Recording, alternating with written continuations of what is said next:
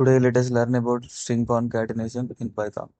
Concatenation is nothing but appending two things or simply adding two things. So, let us see this with the example code. Here in variable A, we are storing hello. Here we have to notice that hello is in double quotes. Anything inside double quotes is said to be string in Python. In the variable B, we stored the value as world.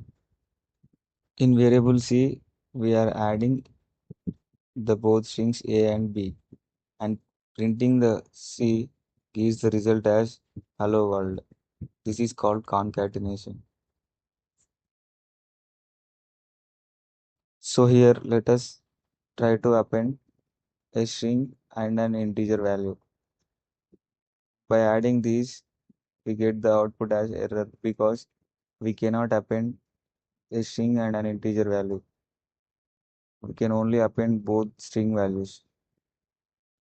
To get the space separated hello world, just simply place the double quote character with a space between A and B.